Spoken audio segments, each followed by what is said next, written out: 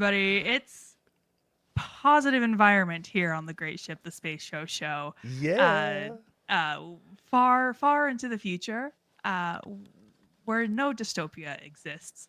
And we're here to talk about some Star Trek. I'm your host, Lieutenant Commander Rebecca Frost, joined by Admiral Kerry Jackson, Commander Robert Neal, and Ensign Sasquatch joining Hi. us from the lower decks where he That's right. has to duck. I came back up. You guys opened the door and I snuck in.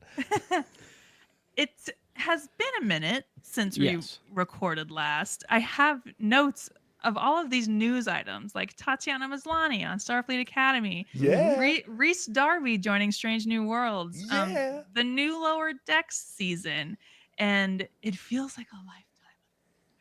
So those things happened. in Now, Star do we Trek. know who Rhys Darby's going to play? No, but streets are saying Dr. Roger Corby. That makes sense because that's where we left Nurse Chapel last time. And I don't like it. I do not know who this Dr. Roger Corbin is. Well, Dr. see- Roger Corby is Chapel's ex-fiance. Yeah. Ah, See, for that, you have to go back and watch an original series episode. series? that's why I don't know. That's why you don't know. Tony, I'm begging. I'll think Please. about it. Please. It's the one where Lurch looks up at the ceiling and yells, "The old ones!" Anyway, Ah, sorry. a fellow tall man. Maybe I Yeah. like that. Tony, if you watch the original series and then go back and rewatch Lower Decks, a whole new world opens up to you. That's a good idea because I will do anything to have another reason to watch Lower Decks.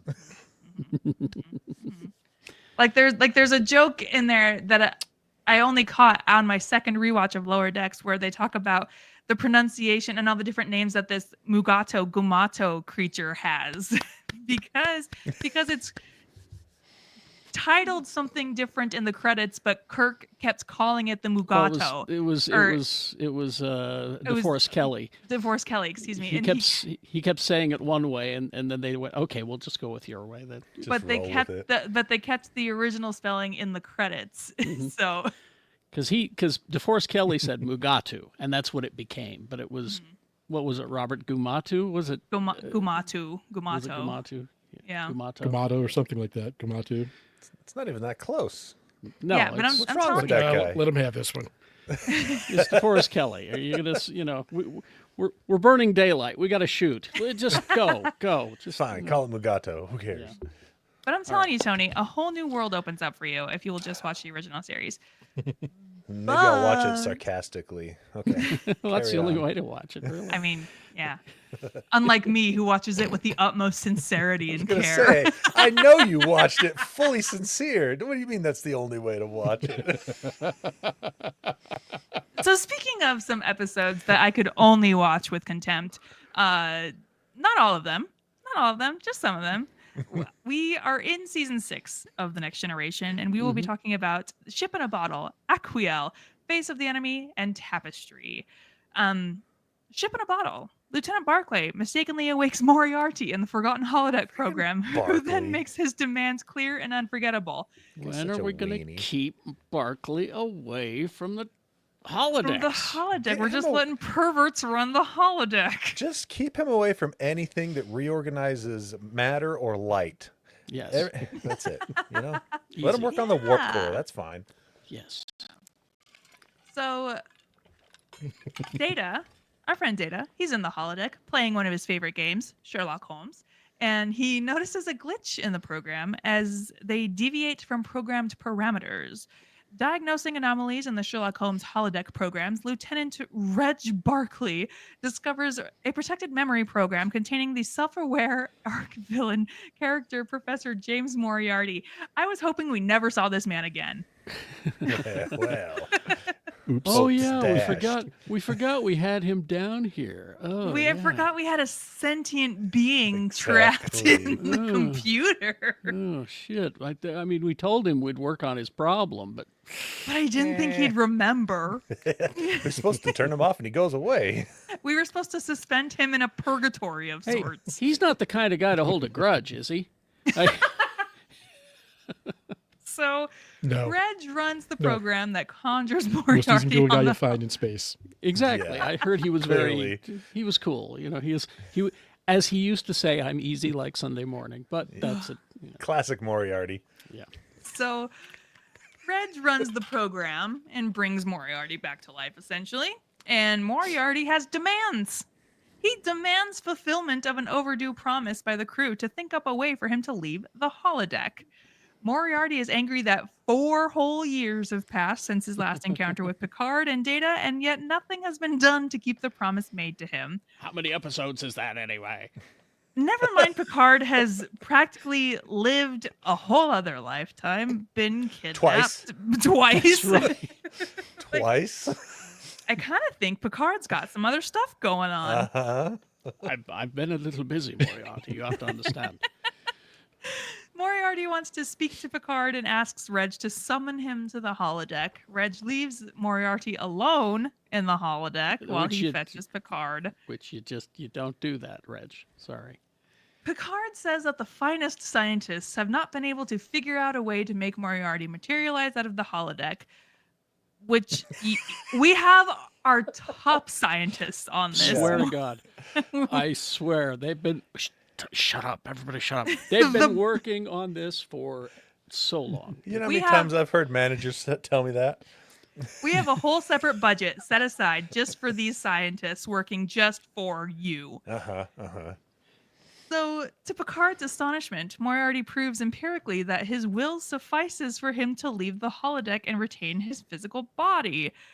Moriarty also claims that he felt the passage of time while being stored in the memory banks of the ship's computer, and this almost means Moriarty is a life form. Beverly examines Moriarty physically in sickbay and certifies that he is real, much like the Velveteen Rabbit. Which, as we're watching the episode, going, no, No. So What's going on here? you just don't do these sort of things. Picard grants him the benefit of the doubt of a reformed character. Why? Despite fool. his crimes in fiction, but refuses to additionally grant life to the Countess Bartholomew, who was created as his ideal but holographic mate. This is because Picard still doesn't know how Moriarty is able to exist as a life form outside the holodeck. Picard discusses the matter with his command crew, who also agreed that they need to investigate before creating another individual like Moriarty. We can't just go around creating life. Who are we? Data? Ah. Got him. Roasted. Got him. Moriarty, totally reformed, seizes control of the Enterprise to force the crew to make good on their promise of bringing the Countess to life in the physical world at pain of total destruction. Data and Geordi come up with a plan to use the transporter with phase synchronizers to beam simulated matter from the holodeck into the real world. Meanwhile, Moriarty creates Countess just as Data and Geordi created him 4 years ago with a consciousness and a belief in a dream. But the transporter experiment doesn't work with a chair. Plus, for some reason, the transporters have no log data for the experiment. So that still leaves the technological challenge, but Data's logical deduction comes up with an entirely different viewpoint, inspiring another challenge and approach. Data speculates that all of this is not real and that they are still on the holodeck, and Moriarty has simulated the entire ship on the holodeck itself. All of the characters, other than Data, Barclay, and Picard, are simulated as well. What's that Rick and Morty episode, Tony? It's a Dave? simulation inside of a simulation. No, not Oh, no. Yeah. not the video game. It's the one with David Cross as the Yep. alien. Oh, yeah. Yep. Yeah. So Moriarty tricks Picard into giving computer command to release control of the ship to the holodeck by simulating that he was actually in engineering. Using this, Moriarty takes real control of the ship, and Moriarty now demands Riker that he conduct the same transporter experiment for real that Data and Barclay tried inside the holodeck. But Picard and Data team together to program a holodeck inside their own holodeck program. They make Moriarty believe that Riker tried the transporter experiment in How deep does it go? real life and was able to beam them both into physical form. Moriarty then takes a shuttle and escapes before releasing the command of the Enterprise back to Picard. Picard and Data end all computer simulations, take out the Moriarty program, and store it in an infinitely running computer circuitry. So, as far as Moriarty and the Countess are concerned, they have escaped the Enterprise and are away for a lifetime of adventure in the new world.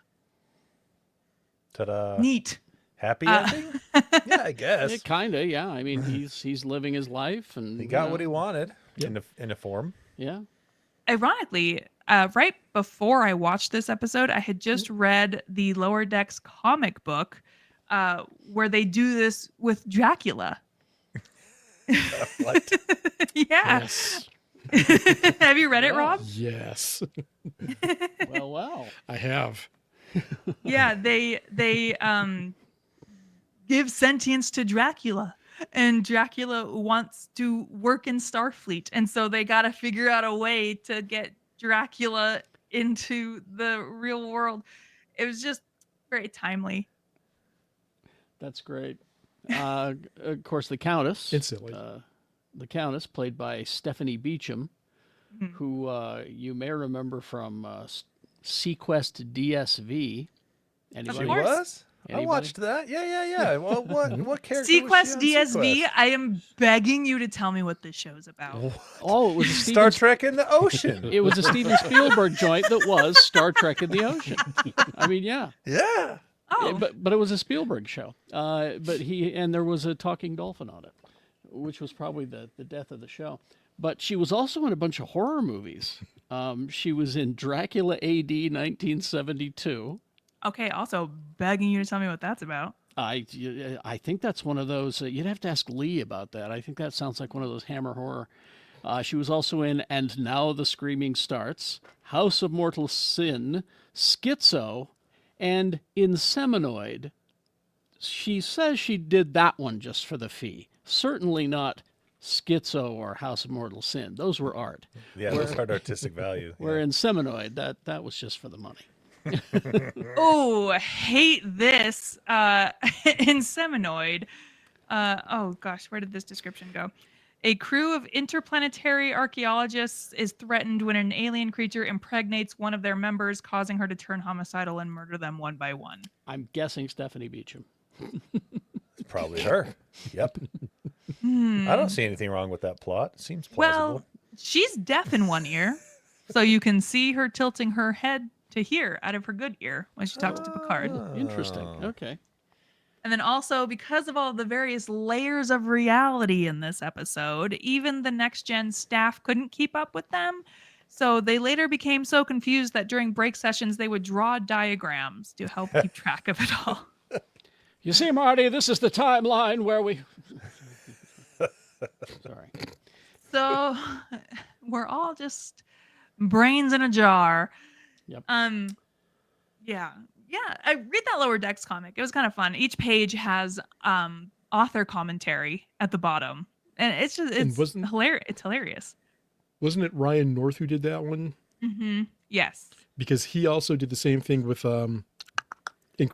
Unbeatable Squirrel Girl, where there'd be page of comics and then commentary at the bottom of each page. Oh yeah. The Lower Decks comic there's commentary at the bottom, and it's if that's a running thing of his, I might have to read more Ryan North stuff because that was actually very fun. All right. So, Do we- Aquiel. How long do we want to? How much time do we want to spend on Aquiel? I don't think we need to spend very much time on this. Eh, It's just another Geordie going after Geordie the wrong begging girl. you to be Come normal. on. So, You just can't catch a break. murderous intrigue abounds for the Enterprise when one of the crew aboard a subspace station is believed dead and suspected to have taken part in it until the Klingons show up with the young lieutenant to Geordie's taste. Gross! Oh. So, basically, they're bringing supplies to a Federation subspace communications relay station near the Klingon border. The Enterprise finds it deserted by shuttle. A dog remains. Love to see a dog in Star Trek. Not wearing an alien costume. Again, Star Trek Episode 1, Tony. Put a dog in an alien costume. Yeah! They got this little dog and this hideous alien costume. You are not making a good case. And then it became two. And then it Oh, became no. 2 dogs Yeah. in costumes. A good one and an evil one. Double the trouble. How could you hate that? Exactly. Just standing Very outside the easily. turbo lift, though. Yeah. So, on the thing, there's a residue that Dr. Crusher guesses to be the remains of Lieutenant Aquiel, the dog's owner, whose personal logs Geordie watches. Yeah. Which creepy. Not just watches, So but like he- goes again, in. it's just the same thing with Dr. Brahms, and he's just me tell you. No. parasocially living. Jordy is an IT guy. And what do us IT guys do? We do our research before we go into anything. We read other people's logs. We make sure we have Emails. all the facts. We check the emails. We see what the specs are. And that's all he was doing, cut him some slack. So he learns all about her childhood paranoia and the theory that the local Klingon commander made frequent visits to abuse her, and she feared her only male colleague. And Geordie, not all men That's Geordie. right. I'll show her. I'll show her some of us are good. Not all men, just Geordie. Yep. So Picard hints at his influence with the Klingon leader since he arbitrated his succession. The planet governor Torak accepts help himself and produces Aquiel alive. Well, the actual creature is the dog. Yeah. And isn't Saw that that crazy? coming. Isn't that crazy? No, I did though. I did like watching Picard strong arm the Klingon captain on the bridge when the Klingon captain's like, "We're not doing any of this nonsense. We're Klingons, blah blah blah." And Picard's like, Yeah. okay, well, let me just go talk to what's his face, whom I'm good friends Galvaron. with. Yeah, Yeah. Galvaron. And I'm just to go talk to him and see how things. You know him? We'll be right over. Tell him I said hi. Yes, everything's fine. We'll be along shortly. Yeah. Yeah, and of course, Geordie meets the IRL Aquiel and is like, "Oh my god, I think I love you. I know everything about you." And And again, she's creeped out because but also, not only is she creeped out, she's also accused of murder. And he's like, "Well, hold on a minute. Hang on, we can get you out of this. Hang Don't on. worry. We Geordie- don't know." Geordie is just.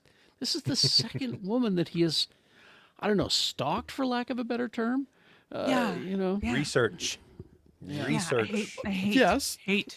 But I mean, he's the quintessential. I've got book knowledge, but I ain't that smart. Yeah. Yeah. But he's really well, fun to be around. In 2019, Screen Rant ranked this the 9th worst episode of Next Generation. Only 9? Only So- I would have put it lower. So, when asked in 1997 what he would have done differently on The Next Generation, Ronald D. Moore said he wouldn't have written Aquiel.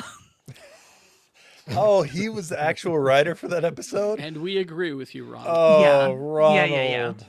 Oh, Many buddy. many members of the production staff were disappointed with this episode. They considered it the weakest one of the 6th season. Yeah. Yeah. The shuttlecraft is named Vern after science fiction author Jules Verne. That's kind of fun. I thought it was Vern after, Ernest Saves Ernest? Christmas. Tell Also, you something, Vern. also, Screen Rant talked about. They described Geordie as pathetic at best and a sexual predator at worst. Oh my god! Like Yeah, I mean, yeah, but research is. But research. Yeah, Geordie LaForge, your body, my choice. exactly. All right. I'm just kidding. I'm just kidding. Also, Mara the dog was played by Friday, a terrier mix. The dog previously played Commissioner Robert Scorpio's dog on General Hospital. Okay. Moving I'm up not from just the- a Star Trek dog, That's right. I'm also a daytime drama. We don't call them soap operas anymore. They're daytime dramas. So, the next episode, I also don't want to talk about. Face of the Enemy. Deanna wakes to find herself altered to look like a Romulan, immediately unaware she's involved in a cat and mouse game as a member of their intelligence agency. I hate this episode too. Oh, no, I kind of liked it. She looked good with those shoulder pads. There's a couple of things about this episode that are one good and one not good. The not good being, oh look, it's a Deanna in trouble gets kidnapped, blah blah blah, against Yeah. her will, blah blah blah episode. But on the other hand, we meet the Tal Shiar, and they show up in a couple A of lot. spots later. In the Yep. future, yeah. And this is also Marina Sirtis' favorite episode, which I can kind of understand. It does actually give her something to do. Yes, I was And gonna that's say, true. yeah. gives her some power. So, Mhm. so I'm not going to read the whole synopsis of this because, again, I didn't. You know how I feel about the Romulans. I don't care. Oh, sorry, Romulans. Deanna wakes up and finds herself having been surgically altered to appear as a Romulan. Sub-Commander Nevek admits that he's responsible for this, but he kind of needs Deanna's help. He wants to have her play the part of Major Rakal of the feared intelligence organization, the Tal Shiar, to help prevent an action that could cause chaos on Romulus. And Deanna's like, okay, I can tell you're telling the truth. Mhm. That's fine. And Nevek tells her that Commander Toreth will take her ship to the Caleb sector. Nevek tells Deanna that Toreth will comply to the Tal Shiar only up to a point. Toreth is extremely dismissive and condescending, and I did not like her attitude. Yeah, she was rude. But then Deanna is like, "No, I have a backbone," and it's like, "Oh wow, how impressive!" And that's part of where we learn that the Tal Shiar carry a lot of weight in the Romulan culture. Mhm. Like she's only, I think, would they say her designation was like a major in the Tal Shiar? Major, yeah. And Major. she's telling a captain of a ship what to do, and the captain's like, okay, you know. Yeah, I would hate to be in this position. Like I love improv, but to a point. You know what I mean? Yeah. Mm. I mean, it's not a great episode, but you're right. It does give Marina Sirtis something to do, with her character other than be raped, as has happened so many times. So that was interesting. She didn't scare me, buddy, but I'm not scared of Deanna.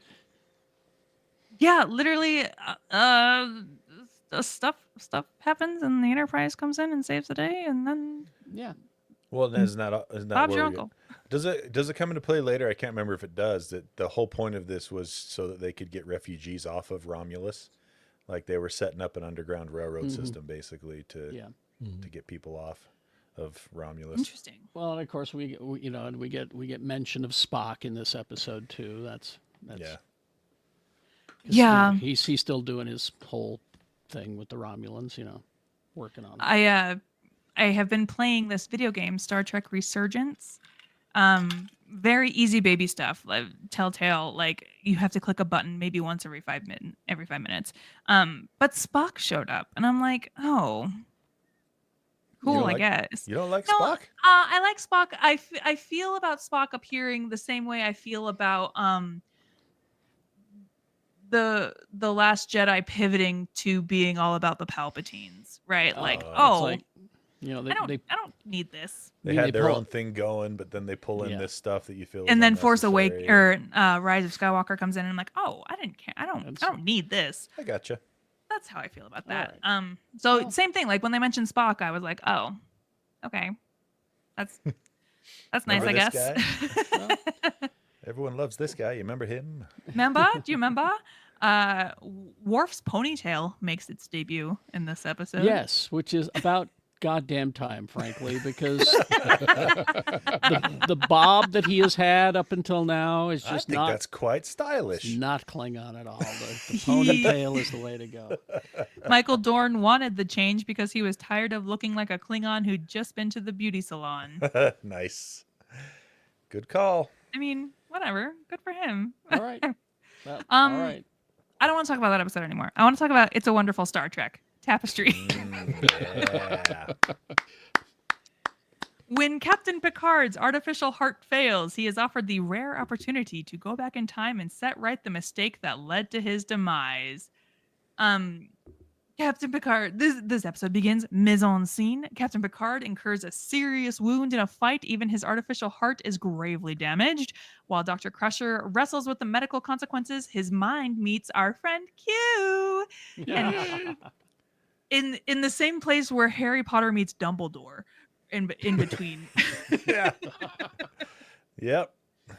The space between life and death. So Mhm.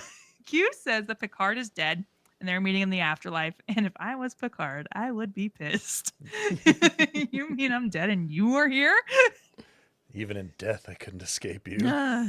Picard I just refuses to can't quit believe. you. He refuses to believe that he is dead since he is certain that the afterlife cannot be run by Q.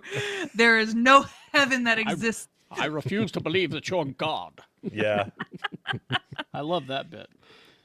Q presents him to a parade of people who fell victim to Picard's actions and neglects, from his father and fellow cadets to himself, and offers him the possibility to have a second chance without causing disaster by upsetting time.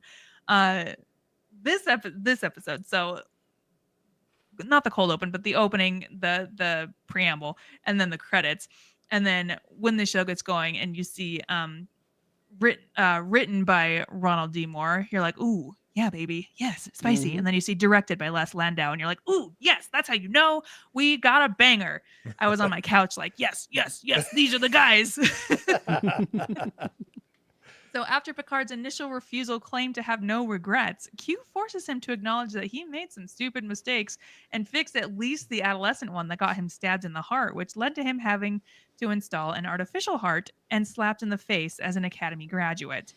The other option is to die and be stuck with Q for eternity. Either way, It's a tough Q choice. wins. Yeah. Q assures Picard that any actions done in this timeline won't have any profound impacts in the future, as Picard is simply not that important. If Picard manages not to get stabbed, then Q promises to return Picard to the present with his real heart and alive. So we go back in time, and old Picard is hanging out with young Picard's friends. Mhm. Hilarious. I love what they've done here.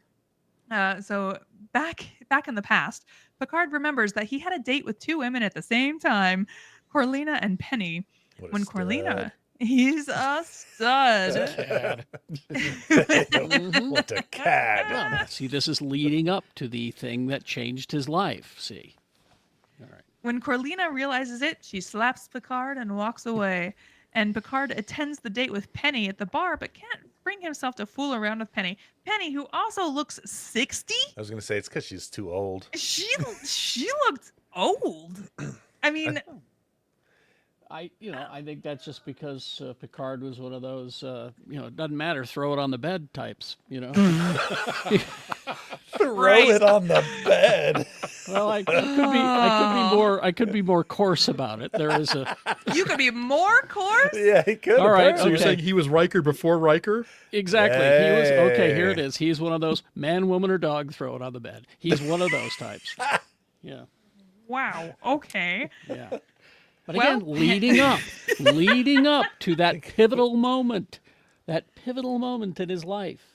All right. Well, Penny feels that Picard has lost interest in her from the previous night and throws her drink in his face, and he walks out. It is very funny to watch. Because imagine if you, present day you, went back to your teenage body, you would be like, "Hey, you don't need to be acting this way. Let's get to know each other. Right. Let's intellect instead of thinking with our dicks."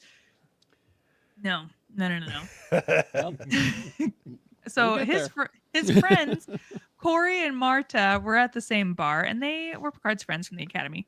Unknown to Picard, Marta had a crush on him, and Corey is winning at pool table. This says pool table. Dom Dom Jot. Jot, yeah. You When play he- Dom Jot. Come on, you play Dom Jot. When he is challenged to a game by the Nausicaans, Picard tries to warn Corey, but he plays anyway and loses the game.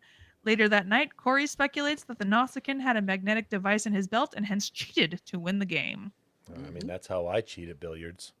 With magnets. Hmm.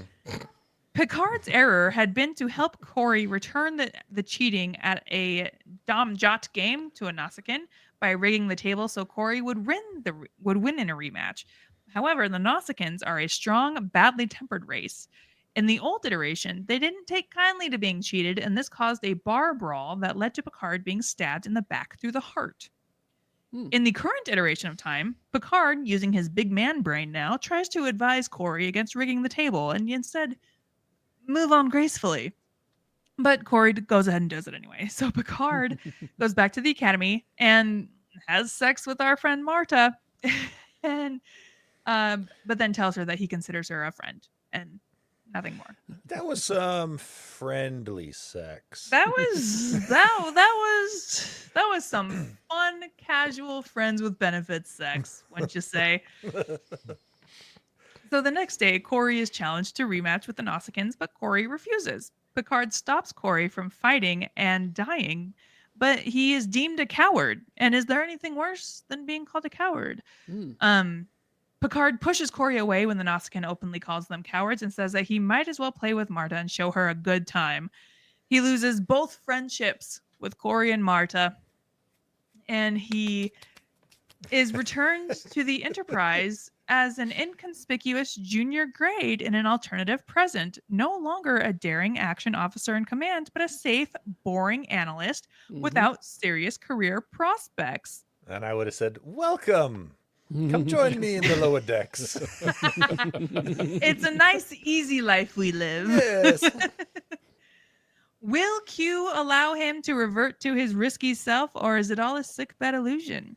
Q drives the point that Picard is who he is because of all the stupid things he did in life and all the chances he took. Picard says that he would rather die in the life he lived than live forever in a dreary existence. And I will say there is nothing wrong with being a lower decker. I'm going to say, hey, wait a minute. I'm offended. There is nothing wrong with living a safe life, living a calm life. I'm sure you have hobbies. Yeah. What do you think I'm doing right now?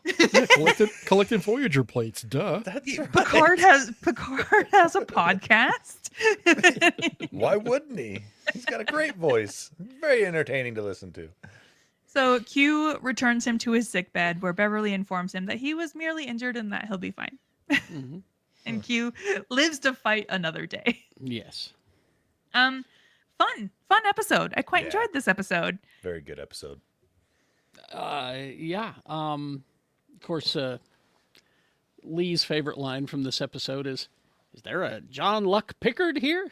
Yeah. Yeah. John Luck Pickard. John Luck Lee loves that line. He just loves that line. I mean, I love Q and every action that he takes, but his appearances throughout Picard's past endeavors, very fun. When he's the bartender and then he goes off to go attend to other patrons. Excuse me. Yeah. Oh, sorry, I'm on shift. I think this is, in my opinion, top 5 Star Trek. Not just agree. Next Gen, Oh, but all Star series. Trek. Yeah, Whoa. all Interesting. up there. Whoa. It is. It's up there, and there is a bookend episode to this in another series and I think Carrie knows where I'm going with this, but I don't want to say. Is what, this 'cause I why don't you've wanna asked me spoil. if I've watched Yes. Picard? Yes. Yeah. And there's a lovely, just kind of like, this explains a lot going back and looking at Tapestry and a couple of other things in other seasons that just goes, oh, okay, that makes sense now. Yep. What I love about this episode is we all have regrets, decisions that we've made that we regret. And Well, first know, of all, they're regrets, and I don't have any. you have no regrets. You have it tattooed on your. Not even one. But at the same time, when people, when you're having a few drinks and you're getting philosophical and you're talking with people, it says, well, what would you change? My answer, because of this episode, is none of it. Because I like who I am now. And Exactly. yeah, I had to fuck up a few hundred times to get here, but here we are, So I can't say that, the fork in the road thing. I can't say that I would take a different path because it's all leading to where I am now, and I'm pretty happy with where I'm at right now. The other thing about this episode, this makes me so sad. Back when I was trying to fill a hole in my life, I was a completist with action figures. Oh my goodness gracious. Now, What have you got there? I had this action figure This And was we've got It's a Wonderful Life, Jean-Luc Picard Yeah. in his this is the limited edition Tapestry Picard, Oh which my I remember gosh. Punk and I were we were all over the place. Look, now this is pre-internet, kids. We were To every drive places? every weekend driving up and down the Wasatch Front, hitting all the toy stores looking for Tapestry couldn't Picard call in because advance. no, you couldn't get anyone they got tired of people calling and asking Oh. about toys, and they would just not answer the phone, so you had to do it yourself. Now the reason that this was only 1,701 of these figures were made. Whoa. Now look at it. There's nothing really special about it. It's just a It's a Wonderful Life, Jean-Luc Picard. it's a Patrick Stewart head on like a movie Captain Kirk body. I mean, Yeah, that's all it is, yeah. really. But because And Rebecca, of- you keep calling it It's a Wonderful Life Star Trek, and I keep thinking of it as Quantum Leap Star Trek. Oh, sure. Because, Another good because option, we had everybody else seeing young Picard, but the audience with is old watching Picard in it. Patrick Stewart. so Yeah. I finally got one of these figures. How much? Okay, so you obviously don't have it anymore. I sold it. Okay, so how much for- did you pay for it first? Well, I paid. It was like $7 or A nickel? $8. Oh, Nickel? It's not that old.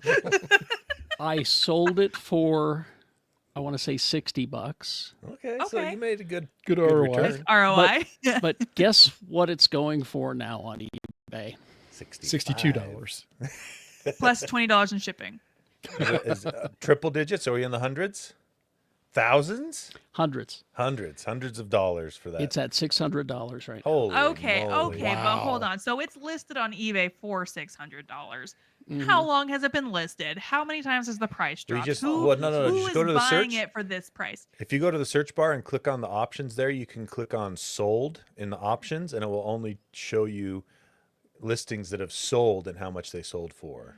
Okay, that- let me, of now I that have to do item. another look. I was just looking for images. Hold on. I'm going Rob- on. Let's see. Rob's You on got it. it there? Okay, Rob's Oh, on it. hang He's on. faster than I am. Sold. Scroll yeah, all the way down. It was we just Tapestry Picard, man. That was like the holy grail for us for about 6 or 8 months. Can't imagine they sell a whole lot of them on eBay very often, so you might not have What a do you- lot to choose What are you from. finding, Rob? I am finding the $549. There you Oh, go. Okay, here we Okay. go. Alrighty. Do you But there's regret, Also, Carrie? but Do there's you another regret? one. There's There was a Wizard Who made Con one that yeah, there's is like a more. 7.5 inch one Yeah, it's that more. is selling for like $20. Yeah, the Wizard Con version of the Playmates figure is just essentially him in his blue. You know, I hate the man that I was. What he can. And it's not $45. worth. You know, it's like $25 to $75, but it was a Wizard Con exclusive. He also doesn't look good in blue. No, he He does, does not. not. You're right.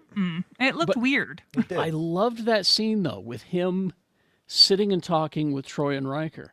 That was an Yes. excellent scene. And I don't know if you guys noticed this or not, but his seat was lower than theirs. Purposely, you could tell that was a choice that the director made. You know, so let's have his seat a little bit lower. I want him. These two are in charge, and I want it to be absolutely, point blank to you, because all this time we've seen Captain Picard has been rough. He's in charge. He's very determined. Well, that's Just what I slightly loved lower. that conversation too, because he approaches them with the oh my god, this is not who I am. What can I? If you had to tell me what I needed to do to advance, like what are we looking at here? And they are both just like, buddy, are you we tell sure? Yeah, Yeah. yeah. Yeah, it's like you've never really. You're pretty comfortable Yeah. where you are. We should just call you Barkley. I mean, Oh man. Well, That- he initiates the Yeah. conversation. So, what would you say my performance is? And they're like, you're punctual. yeah. Basically the equivalent of you're fine, you're right in the middle, and we really don't know who you are anyway. what was your Well, name? and I Well, do what's love. interesting. Go ahead, Oh, Rebecca. go on, Rob. Oh, or I just what I really love was Deanna was like Picard when they were like, "Oh, buddy, are you sure?" And Picard's like, "Yes," and Deanna's like, "Well, okay," and just like Yeah. is again the thing I love about Starfleet is just the directness, and there's no dancing around the bushes or anything. They're just, well, here's facts. Yeah, and the fact that she was like, well, isn't that your problem? You always have these high aspirations, but no drive to follow through with them. And they were just like, and Riker's like, what she said, basically. Listen to the woman. Yep. Yeah. Yep. And where was Guinan during all of this? Yeah, we could have used her help. That would have been an interesting kind of thing to see. Well, would he if know? she remembered the original timeline. Would she know? Yeah, would she know him? So you're talking the Picard in the blue uniform. If she would have brought him a drink and said, "You don't belong here," or some shit like that. Yeah, something like Either that. that or the opposite, because that would have played even better if she's like, "Who the hell are you?" And because the timeline He never would have met. runs to They never would everyone have met. else. Not only that, the timeline for everybody else was the timeline that existed. Picard was the anomaly in that point. So she would have been like, "And you are." I do wonder. Interesting. Yeah. Maybe they could not afford both Whoopi Goldberg and John Delancey.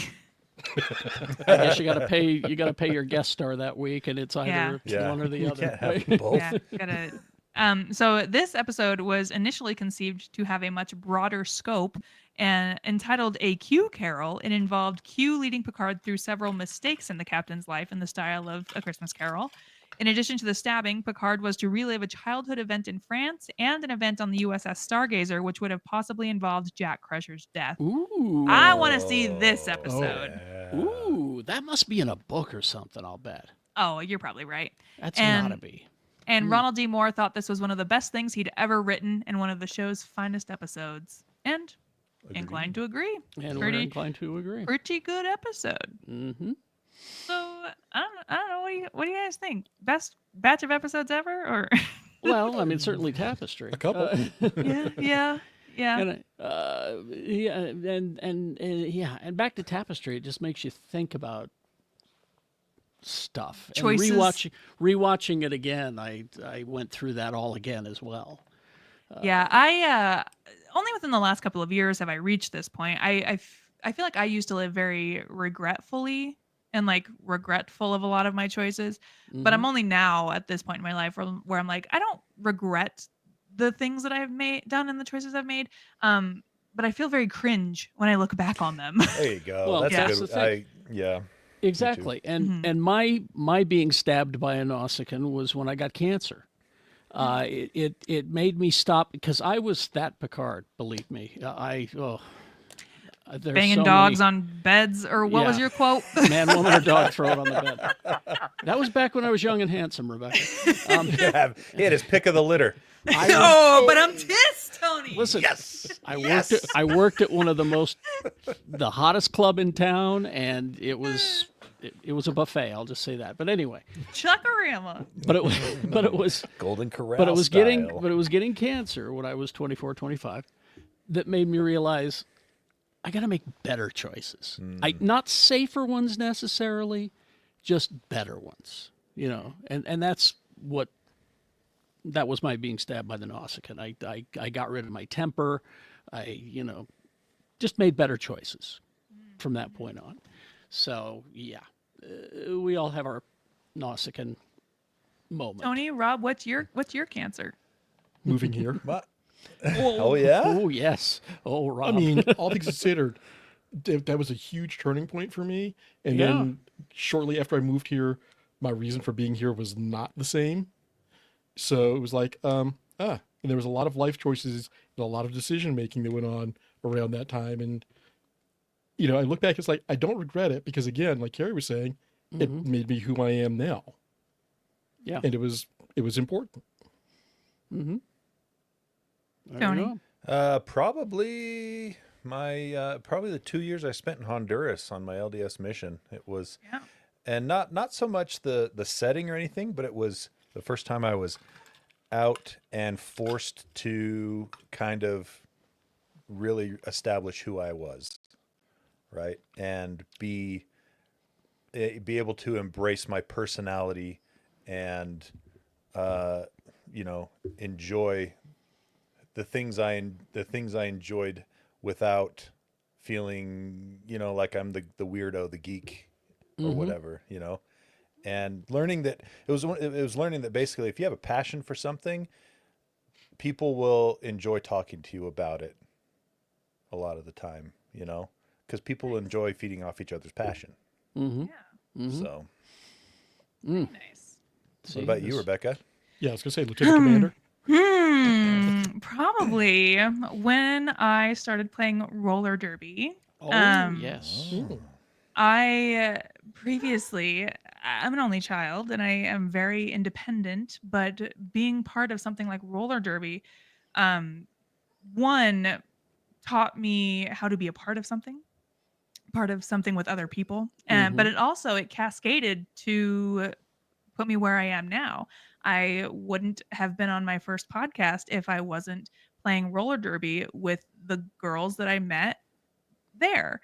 And it gave me the confidence to put myself out there and confidence in myself that actually I do know what I'm talking about and I'm actually good at this. And yeah, I think deciding to play roller derby kind of put me on the path where I am now. There you go.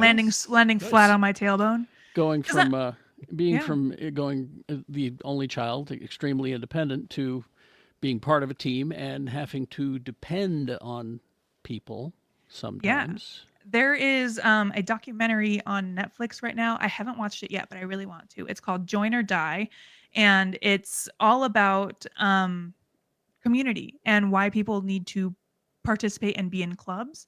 And it's adapted from the work. There's a book called Bowling Alone, and it's about this concept of like why people need like clubs and communities to be a part of.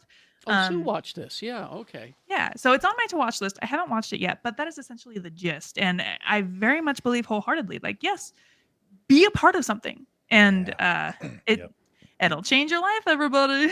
That's true.